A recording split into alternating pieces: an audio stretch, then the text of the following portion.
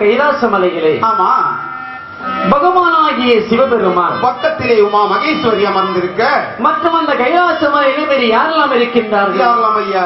33 கோடி தெய்வாதி தேவர்கள், 48,000 ரிஷிமார்கள், சங்கத்தார்கள், சமயத்தார்கள், தானவர்கள், வானவர்கள், இப்படி எல்லோரும் கொலுவாக இருக்கக்கூடிய அந்த கைலாசமலையிலே சரி ஒரு நாளைய தினத்திலே என்ன ஐயா? பார்வதியே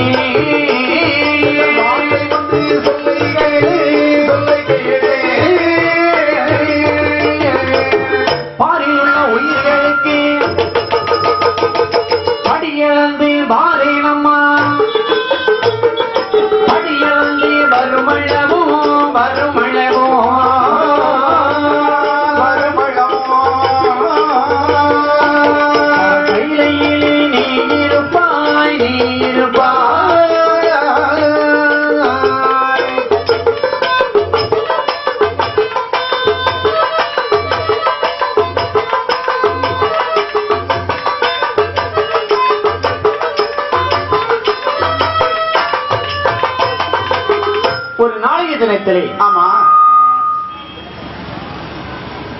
பகவானாகிய சிவபெருமான் சரி படைக்கப்பட்ட ஆமா எறும்பு முதல் யானை வரை 84 லட்சம் ஜீவகோடிகளுக்கெல்லாம் படியாந்து விட்டு வருகின்றேன் என்று சொல்லுகின்றார். சரி இப்படி பகவானாகிய சிவபெருமான் சொல்ல தாயாகிய பார்வதி அம்மாவும் சென்று விட்டு வாருங்கள் சுவாமி என்று சொல்லுகின்றார். இப்படி விடை வாங்கிய விடையேறும் பெருமானாகிய சிவபெருமான் கைலாச மலையை விட்டு மூலகத்திலே வந்து படைத்த ஜீவன்களுக்கு எப்படி படியளக்கின்றார் பாருங்கள். எப்படி நாளி நல்ல தீலை எடுத்தே நாடு எல்லாம் படியேறந்தா நாளி நல்ல தீலை எடுத்தே எடுத்து படியேறந்தா உள்ளக்கினல்லே தீனை எடுத்து உலகமெல்லாம் படியேறந்தா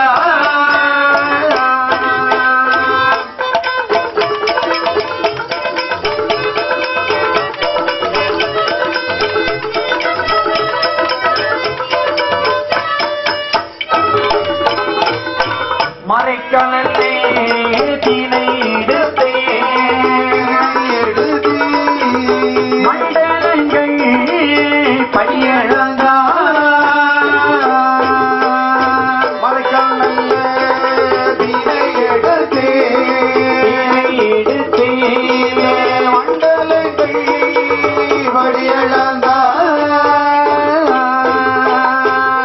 பகவானாகிய சிவபெருமான் கைலாச மலையை விட்டு சரி பூலோகத்திலே வந்து படைத்த ஜீவன்களுக்கு எப்படி படியளிக்கின்றார் பாருங்கள். எப்படி நாளை திணை எடுத்து நாடு எல்லாம் படியளந்தார். மறைக்கால் திணை எடுத்து இந்த மண்டலங்கள் படியளந்தார். உலக்கு திணை எடுத்து இந்த உலகமெல்லாம் படியளந்து வருகின்றார் பகவான். ஆளாக்கு திணை எடுத்து இந்த அகில உலகமெல்லாம் படியளந்து வருகின்றார்.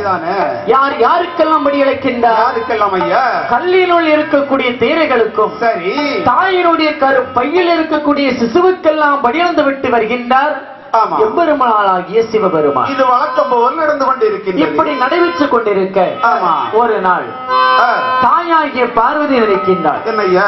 நம்முடைய பகவானாகிய சிவபெருமான் சரி படியளக்க போகிறேன் என்று சொல்லிவிட்டு செல்லுகின்றார் வருகின்றார். உண்மைதான். உண்மையிலேயே இவர் படியைத்தான் அழைக்கின்றாரா? ஆமா.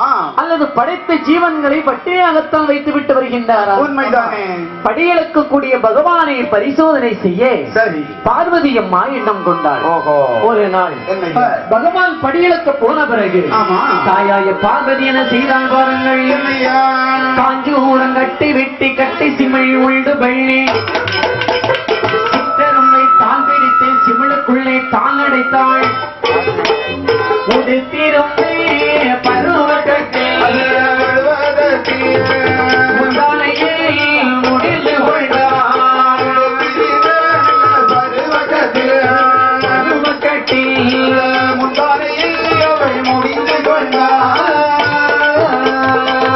ஒரு நாளைய தினத்திலே தாயாகிய பார்வதி சரி அதாவது விஸ்வகர்மா ஆசாரியை வரவழைத்து காஞ்சூரம் மரத்திலிருந்து ஒரு கட்டை வெட்டி அதுல ஒரு கட்டை சிவனானது உண்டு பண்ணி தாரம் என்று கேட்க விஸ்வகர்மா ஆசாரியும் அது போல சரி காஞ்சூரம் மரத்திலே ஒரு கட்டை வெட்டி கட்டை சிவனானது உண்டு பண்ணி தாயாகிய பார்வதி இடத்திலே கொடுக்கின்றார். பார்வதி அம்மா என்ன செய்கின்றார்? இரண்டு சித்தர்களை பிடித்து அதனோடு அடைத்து திருக்காணி ஓட்டு போட்டு பூட்டி தன்னுடைய முந்தானை சேரையை முடிந்து கொண்டாள். இந்த பார்வதி அம்மை அந்த காஞ்சிரம் கட்டளை எதற்காக அவர்கள் கட்டுச்சீமன் உண்டு பண்ணினார்கள்? அதாவது பார்வதி அம்மா பரிசோதனை பண்ணுவது யாரை? பரமனை. இந்த 14 உலகங்களையும் படைத்து அதில் உள்ள எறும்பு முதல் யானை வரை 84 லட்சம் ஜீவோடிகளுக்கெல்லாம் படியளக்கக்கூடிய பகவானை. பகவானுக்கு இந்த விஷயம் தெரியாமல் இருக்குமா? இருந்தாலும் பகவான் நமக்கு தெரியாமல் ஏதேனும் இதில் மந்திரஜாலம் செய்துவிடக் கூடாது. காஞ்சூரம் கட்டைக்கு ஒரு தனி சிறப்பு உண்டு. தனி சிறப்பு ஏதாவது சூதுவாதி எதுவுமே அதுல அண்டாது. அதனாலதான் தாயாகிய பார்வதி காஞ்சூரம் மரத்தில் இருந்து ஒரு கட்டை வெட்டி கட்டை சிம்மனானது உண்டு பண்ணி கேட்டார். சரி இப்படியாக அதிலே சிற்றம்பை அடைத்து எக்குழுக்குள்ள வைத்துக் கொண்டு தாயாகிய பார்வதி அமர்ந்திருக்க பகவான் அங்கிருந்து படியாந்து விட்டு கைலாச மலைக்கு வருகின்றார். தினந்தோறமும் பகவான் வரக்கூடிய சமயத்திலே தாயாகிய பார்வதி சென்று பாத பூஜை செய்து அவரை வரவழைப்பதுதான் வழக்கம். ஆனால் அன்றைக்கு எப்படி இருக்கின்றால் பாருங்கள். அரணாரை கண்ட போதே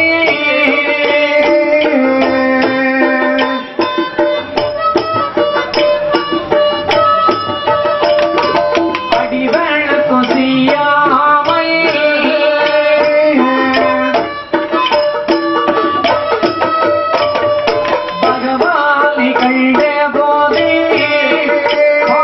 பணிவீடைகள் செய்யாமல் மௌனமாக இருந்து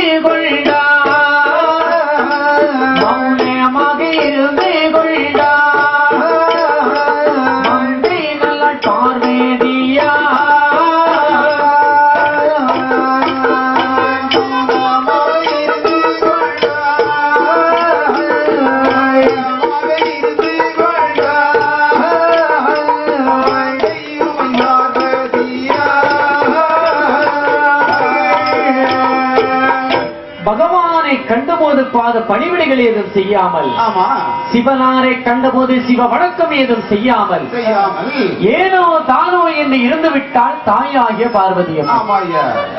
பகவான் வந்தார்.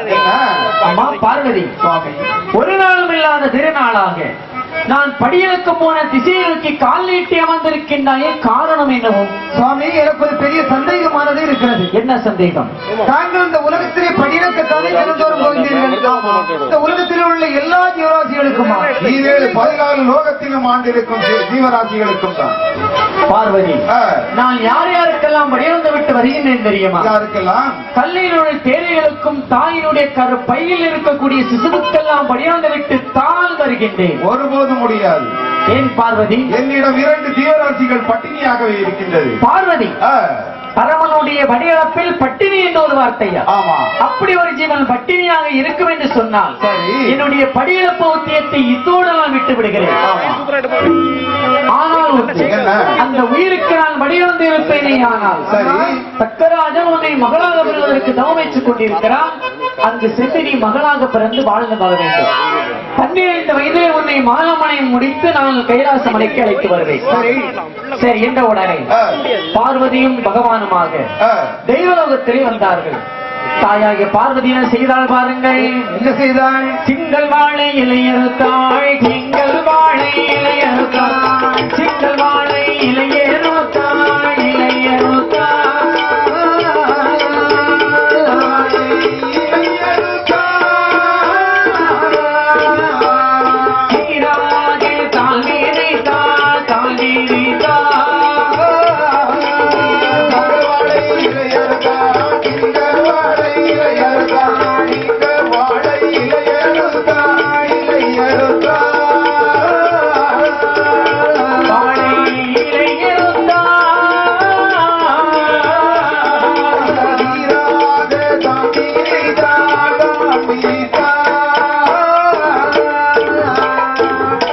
கோட்டை தான் திறந்தேன், சிற்றெரும்பை ஊறவிட்டாள், சிற்றெரும்பில் வாய்தலிலே தினையரசியை கம்மிக்கொண்டு சுற்றி சுற்றி வந்திடுமா, சுற்றி சுற்றி வந்திடுமா, சுற்றி சுற்றி வந்திடுமா, வந்திடுமா.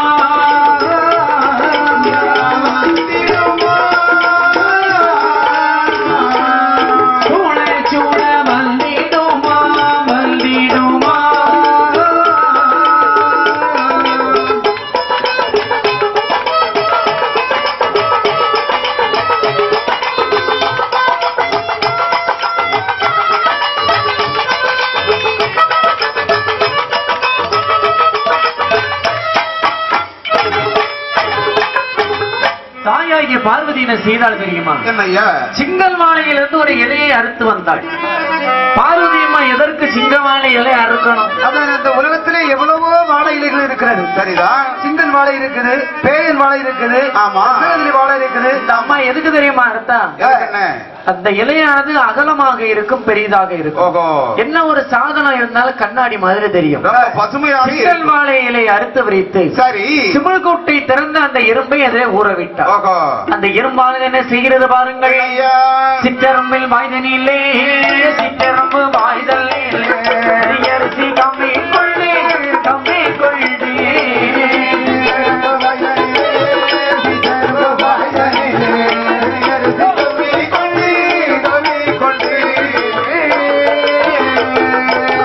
சுத்தி சுத்தி வந்திடுமா, சுத்தி சுத்தி வந்திடுமா, சூழ சூழ வந்திடுமா, வந்திடுமா.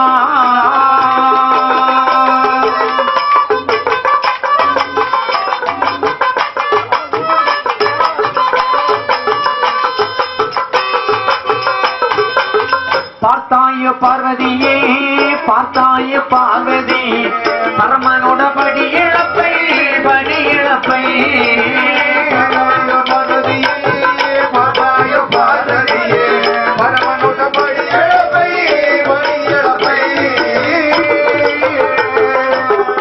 அந்த ஊரை விட்டு சிற்றரும்பானது வாயில ஒரு தெரியரிசியை கவ்விக்கொண்டு இலையிலே அப்படி சுற்றி சுற்றி வருகிறது.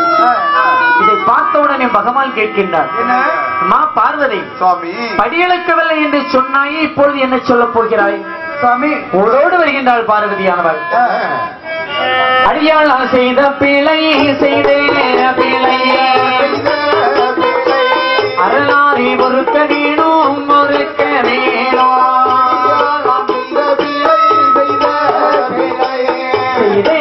பிழை பொறுக்க வேணும் பொறுக்க வேணும் பார்வதியா செய்த பிழை செய்த பிழை பகவானை பொறுக்க வேணும் பொறுக்க வேணும்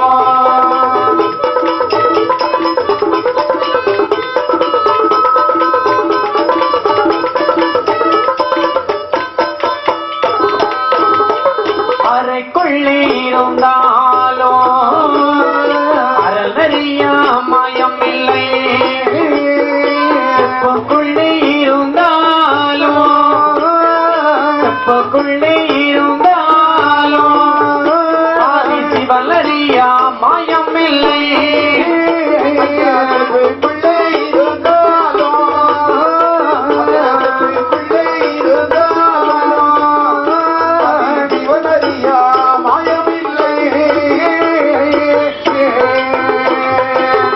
அடியானால் செய்தபடியே அரணாரே பொறுத்தருள வேண்டும் தெரியாமல் செய்தபடியே சிவநாதா பொறுத்தருள வேண்டும் பகவானே அறைக்குள்ளே இருந்தாலும் அறநெறியாத மாயமில்லை செப்புக்குள்ளே இருந்தால் இந்த சிவனறியாத மாயம் இல்லை என்பதை உணர்ந்து விட்டேன் சுவாமி என்று சொல்லி ஆமா தாயாகிய பார்வதி சரி பகவானுடைய பாதாரம் என்ற திரை விழுகின்றாள். ஆமா